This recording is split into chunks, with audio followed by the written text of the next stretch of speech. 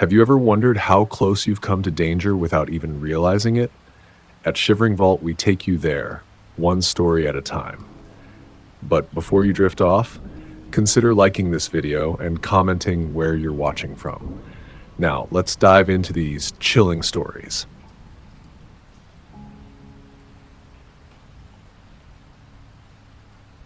I'll never forget the night I was waiting at a bus stop alone, somewhere near the outskirts of Vallejo, California. It was late, around 11:30 p.m., and I was exhausted from a long day at work. I'd just missed the last bus, and with no other choice, I had to wait for the next one, which wasn't due for another 40 minutes. I was standing under a flickering streetlight, hugging my jacket tighter around me as the chilly night air nipped at my skin. There wasn't a soul in sight, no one on foot, no cars passing by. The only sounds were the occasional rustle of leaves in the wind and the distant hum of traffic from the highway. It felt like the whole city had shut down. I glanced down the street, hoping to see headlights, but the road remained empty. I pulled out my phone, half-heartedly checking social media, but my mind was elsewhere. I hated being out here alone, especially in the dark. That's when I saw it. A car, a black sedan, moving slower than usual, almost creeping down the road. My stomach did a strange flip. It wasn't that unusual to see cars on this street, but something about the way this one was driving so deliberately slow made me uneasy. I tried to shake it off, telling myself it was just someone out for a late-night drive. But then, the car stopped right beside me.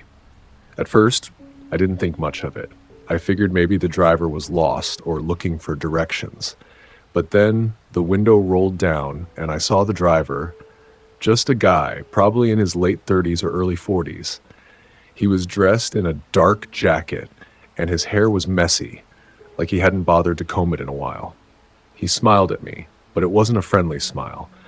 It was a little too wide, a little too eager. "Hey, you waiting for the bus?" he asked, his voice sounding unnaturally calm for someone driving this late at night. I nodded, forcing a smile. "Yeah, just waiting for the next one," I said, trying to keep the conversation polite. He didn't respond right away. Instead, he stared at me for a long moment, his eyes fixed on mine. I felt a wave of unease wash over me, like I was being analyzed or something. It was a strange sensation, but I couldn't quite place why I felt so uncomfortable. "You know," he said after a long pause, "it's pretty late to be standing out here alone. You should be careful." The words sent a shiver down my spine. Something in his tone didn't sit right with me. It wasn't like he was concerned, more like he was trying to warn me, but in a way that made me feel even more uneasy. "Yeah, I'll be fine," I said quickly, hoping he'd just drive off. "I'm used to it." But he didn't drive off. He just sat there, looking at me, his eyes never leaving mine. I started feeling like I was trapped, like I couldn't move without drawing attention to myself. "So, where are you headed?" he asked, his voice a little more insistent now. "I could give you a ride. It's not safe to be out here this late. I'm just trying to help." I felt my stomach churn. There was no way in hell I was getting into his car, but I didn't want to seem rude or make him angry. The silence between us stretched out, thick and awkward. I wanted to leave, to walk away, but I didn't know what to say. "I'm good, thanks," I said, trying to sound more confident than I felt. "I'll just wait for the bus." He chuckled softly, like my refusal amused him. "Are you sure? You don't look like you're in any hurry to get home. What's the worst that could happen? A ride's much safer than standing out here alone." His tone was oddly calm, almost too calm, like he was trying to convince me of something, like he was trying to wear me down. I felt a knot tighten in my chest. This wasn't just a random guy offering a ride. It felt like something more, something darker. But I didn't know how to get out of the situation without escalating it, so I just nodded, trying to keep my distance. "Really? I'm fine," I said, glancing nervously down the road, hoping for someone to pass by. "The bus is coming soon." The man didn't seem to take the hint. Instead, he leaned forward, his face getting closer to the open window. It's a dangerous world out here, especially for someone like you. Don't you want to be safe? I started backing away, my instincts telling me to put more distance between us. I'm fine, seriously, I repeated, trying to keep my voice steady. Thanks, but I'll wait for the bus. But then, just as I thought he was going to drive off, the man did something I never expected. He opened the car door and got out. My heart slammed against my ribs. Every alarm in my brain went off at once. I don't know what it was about him, but something about his presence, his steady movements, made my blood run cold. He started walking toward me, his steps slow and deliberate. I froze. I couldn't think, couldn't move. Come on. Let's not make this harder than it needs to be, he said, his voice low now, like a calm predator cornering its prey. You don't want to be out here alone. His words chilled me to the bone. I could feel his eyes on me, watching my every move. I took a step back, then another, until I was almost pressed against the bus stop sign.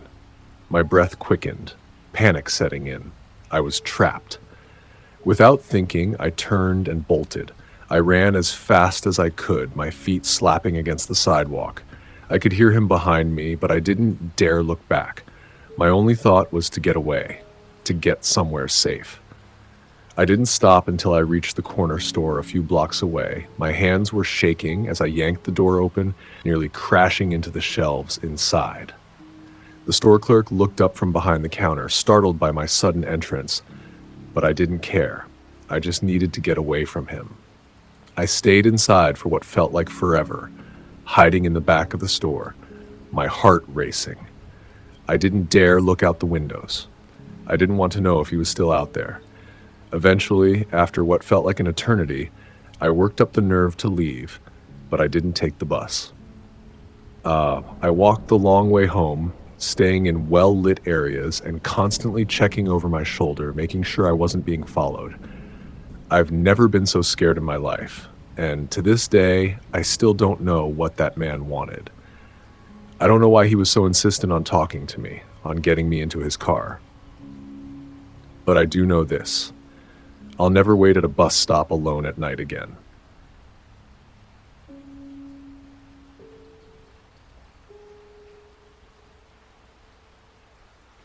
I was parked on this quiet street in California, just scrolling through my phone while waiting for a friend.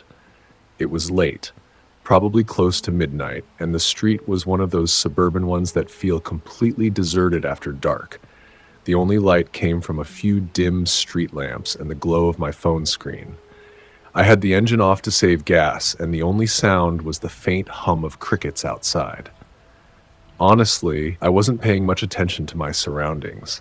I was just killing time, mindlessly going through social media. Out of nowhere, there was this loud knock on my driver's side window. It wasn't a soft tap, it was hard and deliberate, like someone wanted to scare me. And it worked. I jumped so bad I nearly dropped my phone. My heart was racing as I turned to look. Standing right outside my window was this man I'd never seen before. He was wearing a dirty hoodie, the kind that's so worn out, you can't tell what color it used to be. His face was partially hidden by the hood, but I could see enough to tell he hadn't shaved in a while. His expression wasn't friendly. He wasn't smiling, and he wasn't saying anything either. Just staring at me. For a second, I thought maybe he needed help or something, but the way he knocked and the way he was looking at me, it didn't feel right. I've heard all those stories about people getting carjacked or worse in situations like this, so I immediately locked my doors. My fingers fumbled with the button because I was so nervous, but I managed to get them all locked. When he heard the locks click, his expression changed. He leaned closer to the window, and I could hear him say, "Open the door." His voice was low and raspy, and it sent a chill down my spine. I shook my head and mouthed, "No," hoping he'd take the hint and leave me alone. But he didn't move. He just stood there, staring at me for a few more seconds before saying, "I said, open the door." This time, his tone was more aggressive, and he slammed his hand against the window. My whole car shook from the force of it. I wanted to drive off right then, but my car was parked and the engine was off. My hands were shaking so badly I wasn't sure I could even get the key in the ignition fast enough. Before I could do anything, he stepped back a little and pulled something out of his pocket. At first, I couldn't see what it was, but then he raised his hand and I realized it was a rock, a big one. My stomach dropped. He started tapping the rock against the window, not hard enough to break it yet, but hard enough to make a point. "I'm not going to ask again," he said. "Open the door." At this point, I was in full panic mode.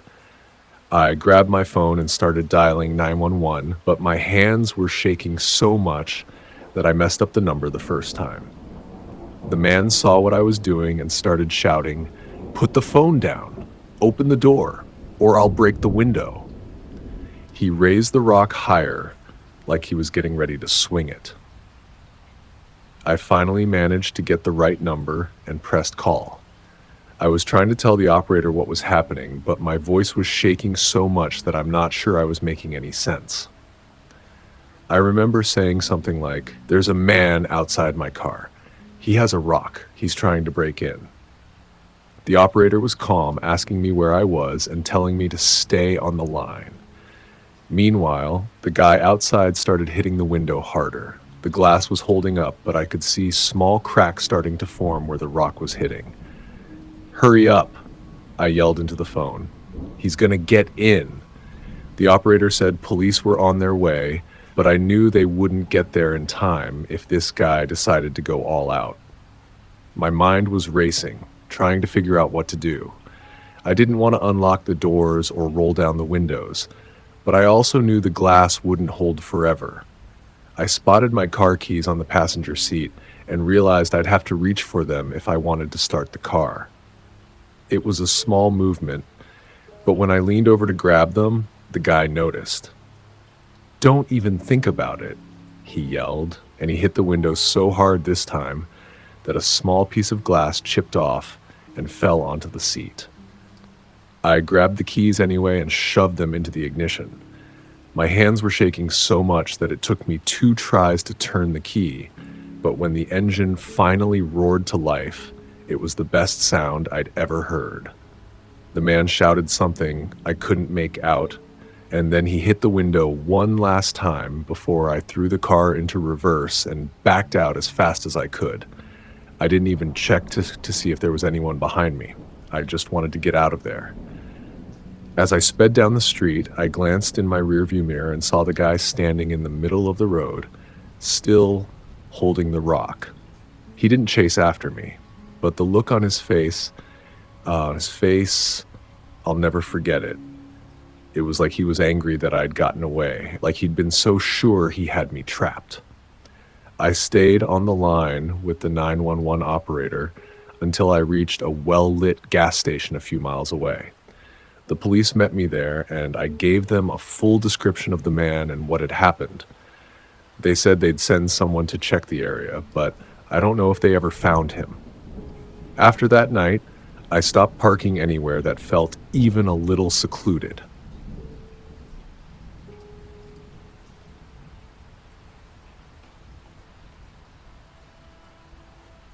I don't usually walk at night, but for some reason, that evening felt different. It had been a long day, and I'd been cooped up inside for far too long.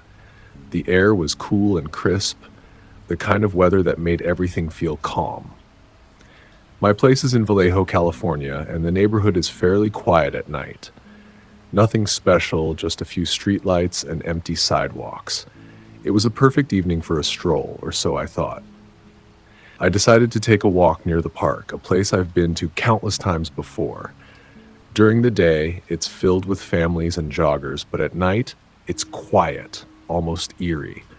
The trees cast long shadows, and the playground, which is empty now, has this strange, abandoned feel to it. But it's peaceful, and that's why I liked it. I wasn't worried about being alone. It's a safe neighborhood, or at least I always thought so. The streets were nearly deserted, except for the occasional car passing by. The only sound was the soft tap of my shoes against the pavement. But even though everything seemed calm, I couldn't shake this weird feeling in the pit of my stomach. I walked past the park, my mind wandering as I took in the surroundings. The streetlights flickered above me and the wind rustled the leaves in the trees. But as I walked, something felt off. I couldn't pinpoint it. It was like I wasn't alone, even though I couldn't see anyone else. And that's when I heard it. Footsteps.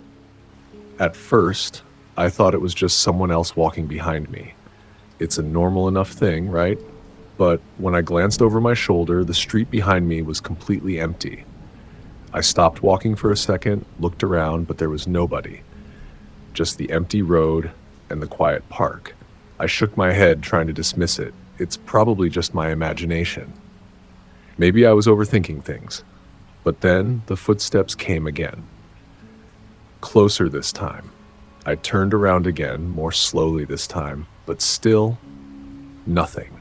The street was still empty. I felt a shiver run down my spine, but I told myself I was being ridiculous. It was probably just the sound of my own footsteps echoing off the pavement. I kept walking, but the feeling of being watched only grew stronger. I picked up my pace, trying to push the creeping anxiety out of my mind. But then the footsteps quickened. Whoever it was, they were definitely behind me now. I didn't want to look. I didn't want to confirm it, but my heart was racing, and I couldn't ignore it anymore. I glanced back again, and this time I saw something. Just a shadow moving. But it was enough. Someone was following me. The hairs on the back of my neck stood up, and I felt my stomach flip. I started walking faster, almost breaking into a jog.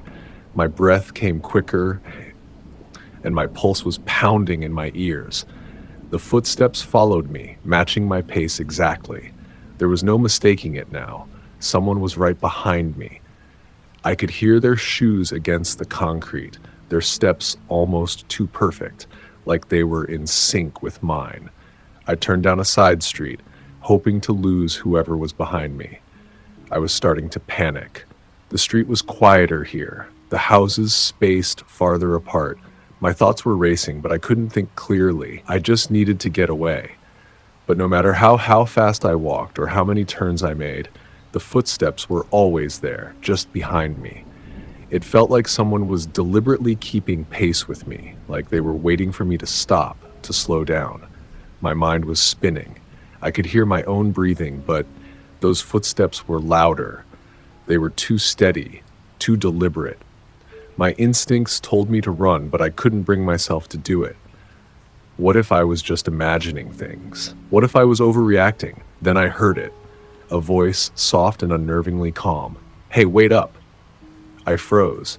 It wasn't loud, but it was close, like someone was standing right behind me. My heart dropped, my stomach churned. I wanted to scream, but I couldn't find my voice. I turned around slowly, expecting to see someone standing there. But again, the street was empty. Not a soul in sight, just the trees, the houses, the empty street. But I could feel it. I wasn't alone. That voice, it wasn't just a random passerby. It sounded like someone who knew I was there, someone who had been watching me for a while. I started walking faster, my breath quick and shallow. My footsteps were louder now, almost frantic. I didn't care if it was foolish. I just wanted to get away. The quiet, the stillness around me, it was suffocating. Then, from the corner of my eye, I saw movement. It was fast, too fast. A figure emerging from the bushes next to me. I barely had time to react before they lunged at me. I felt a sharp tug on my arm, and I was knocked to the ground. My breath was knocked out of me. My hands scraped against the pavement as I struggled to get back on my feet. I didn't even have time to scream. They were on top of me, and I could feel the weight of their body pressing down on me. Panic surged through me like a jolt of electricity. I kicked with everything I had, landing a solid blow to their ribs.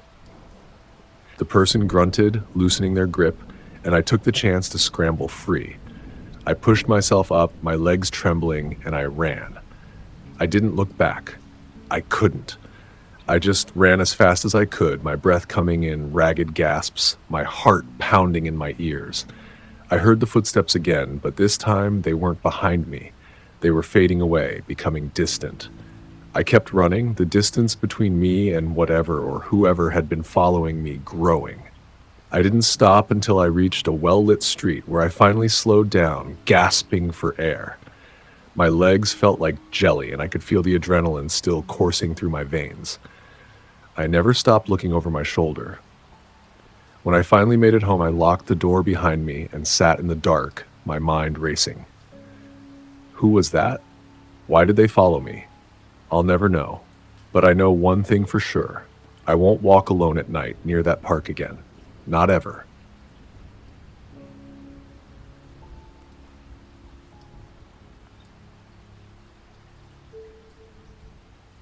I was delivering food late at night in this quiet neighborhood in California.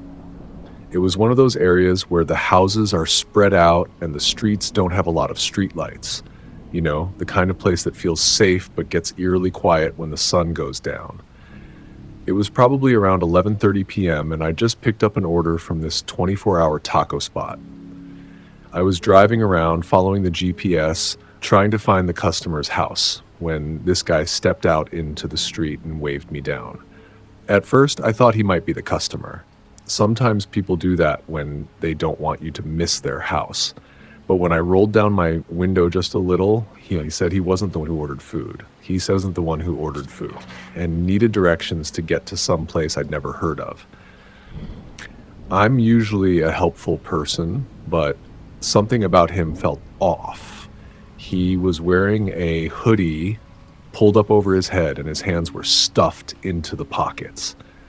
He kept shifting from foot to foot like he was nervous or something. Still, I figured maybe he was just having a rough night, so I kept the window cracked and told him I wasn't sure where that place was. Then he said, "Hey, can you look it up on your phone for me?" I hesitated. I mean, I was already using my phone for the delivery app, and I didn't really want to mess with it while this random dude was standing there. Plus, the way he asked made me uncomfortable. There was this edge in his voice, like he was trying too hard to sound casual. I told him sorry, but I couldn't help him, and I started to roll my window up. That's when he stepped closer to the car and put his hand on the driver's side door. "Come on, man. Just real quick," he said, and now his tone wasn't friendly at all. It was low and almost demanding. My heart started pounding. I told him no and that I had to get going. Then I pressed the lock button on the car and he stepped back. For a second, I thought that was the end of it. I started to drive off, but when I glanced in my rearview mirror, I saw him running back to this beat-up old car parked on the side of the road. It wasn't there when I first drove past, so he must have pulled it up while I was looking for the house. That's when the realization hit me. This guy was up to something. I kept driving, trying to focus on the GPS, but my eyes kept flicking to the mirror.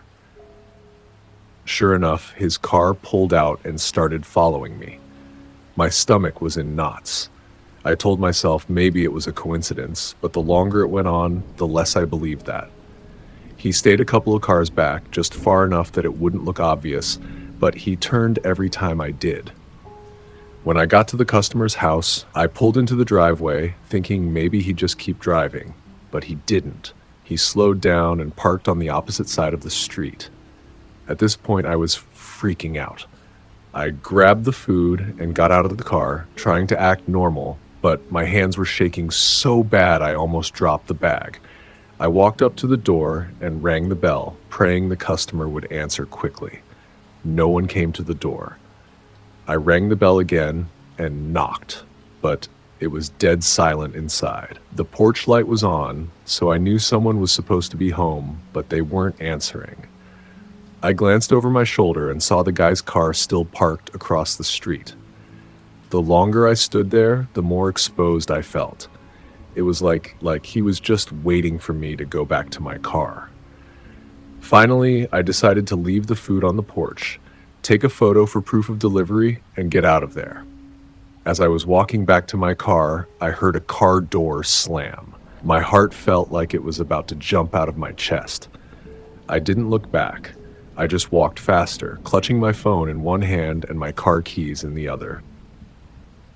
Before I could get to the driver's side door, I felt someone grab my arm. It was him. He'd crossed the street without me even noticing. He had this tight grip on me and was trying to pull me toward his car.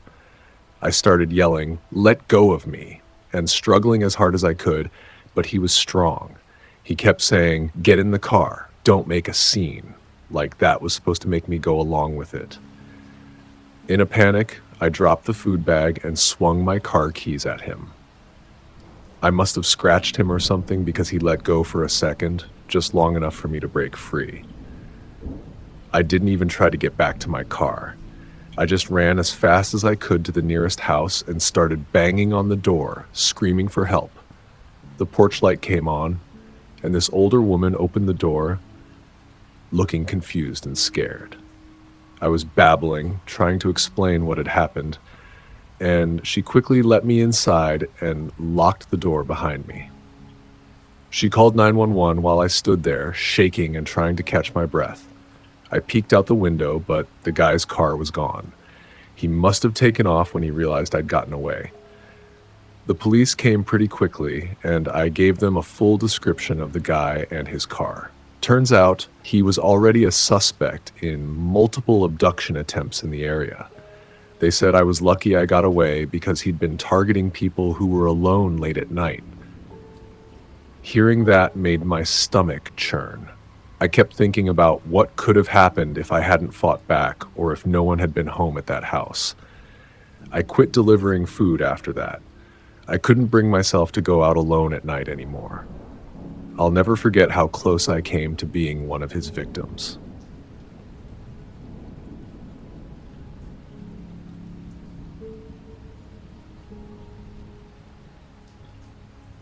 I never thought much about parking garages. They're just places to leave your car when you're out. Nothing to fear, right? This happened a couple of months ago, and every time I walk into a garage now, my heart races. It was a late evening. I had just finished working the night shift, and I was exhausted. The fluorescent lights flickered above me as I made my way through the nearly empty garage. The hum of the lights and the distant echo of my footsteps were the only sounds. It was one of those rare nights in California where the air was heavy and still, almost too still. I remember thinking how quiet everything seemed. Too quiet for that time of night, honestly. I was walking down the aisle towards my car when I noticed him. There was a man standing near the end of the row of parked cars. He was facing the wall, but I could tell he wasn't really looking at it. He was on his phone, or at least it seemed that way. His posture was relaxed, but something about it felt off.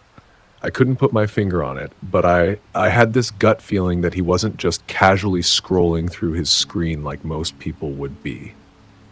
I walked a bit closer to my car, still glancing at him out of the corner of my eye. That's when I noticed it. His head had turned just enough that I could see his eyes, and they were locked on me. I quickly turned my head away, but I felt my pulse pick up. I started fumbling with my keys, trying to act casual, trying to convince myself that I was just overreacting. But I knew something wasn't right. I unlocked my car door, but before I could get in, I heard movement behind me. I dared not turn around immediately. I didn't want to confirm my fear. But then I heard it. The distinct sound of footsteps, slow and steady, getting closer. I glanced over my shoulder and saw him walking toward me. His phone was still in his hand, but it wasn't raised to his ear anymore. His eyes never left me. My heart started to race. There was no one else in the garage, and it was late enough that no one was likely to be around. I could feel the hairs on the back of my neck stand up. I told myself to stay calm. I should have just gotten in my car and locked the door. But I didn't. I stood there, frozen, watching him approach. The closer he got, the more I could see how his face twisted into something unsettling, almost a grin, but not quite. When he was only a few feet away from me, he suddenly stopped. He didn't say anything. He just stood there, staring at me like he was waiting for something. I couldn't breathe. I wanted to ask him if he needed help, but I couldn't find my voice. I could only hear the sound of my heart pounding in my ears. That's when he took a step forward and I instinctively backed up. My fingers were shaking as I clutched my keys in my hand, the only thing I could use to defend myself if it came to that. I had no idea what he wanted, but I had a terrible feeling it wasn't good. Then, without warning, he lunged at me. I screamed, dropping my keys in the process. Everything was happening too fast. I scrambled to grab them, but I couldn't. My hands were shaking uncontrollably. The man kept coming, his eyes wide and desperate, as if he knew he had me right where he wanted me. Just as he was nearly within reach, I heard the unmistakable sound of a car entering the garage. The sound echoed through the empty space. I looked up, panic still coursing through my veins, but the man stopped. He froze. A car pulled in, its headlights cutting through the darkness. The man glanced toward it, his expression changing in an instant from intense focus to uncertainty. Without a word, he turned on his heel and walked briskly away, vanishing into the shadows of the garage. I was left standing there, my heart still racing, my hands trembling. I don't know if he had planned to attack me or if he was just messing with me, but I'm sure of one thing. He was watching me, and he was getting closer, waiting for the right moment. I got in my car, locked the door, and drove straight home, my mind racing the entire time. Every time I go to a parking garage now, I can't shake that feeling. That feeling that someone might be watching me, just out of sight, waiting for the moment when I'm alone, vulnerable, and trapped. I can't explain why I didn't leave earlier, why I didn't trust my instincts right away, but I'll never ignore that feeling again. The next time you walk through a parking garage, pay attention. You never know who's watching. That's it for today's tale from Shivering Vault. If you have a story worth sharing, drop it in the comments or send it our way. Don't forget to subscribe and share with your fellow thrill seekers. As always, the Shivering Vault thanks you for unlocking today's tale. Until next time, the vault awaits your return.